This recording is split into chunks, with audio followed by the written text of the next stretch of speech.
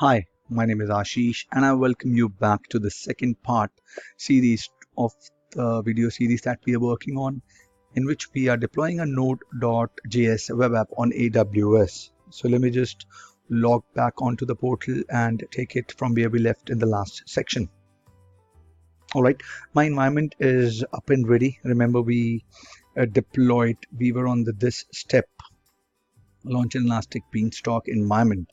So we are done with this step. It has deployed EC2 instance security group, load balancer security group, which would accept and allow the incoming traffic.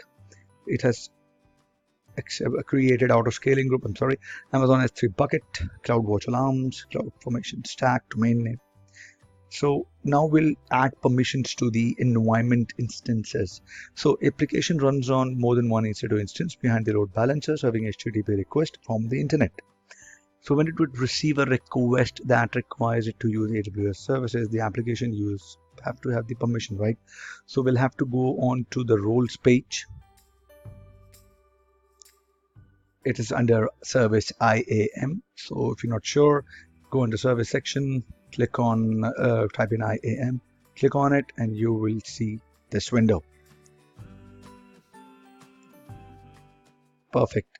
Now it says on the roles page, choose AWS elastic beanstalk role. Let's see. It is here. Select it. On the permissions tab, attach policies and give SNS full access and DynamoDB full access. Attach policies. Consult SNS. Amazon SNS full access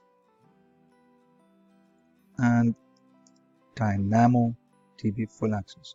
So what it would do, it would call these services on your behalf. When you will create a role, attach policies, permissions to it, it would call these services on your behalf. So you're attaching the policies. This was the pre-configured role. So if you will select it, you have these policies into it. Perfect. Let's see what it says now. It says that policy.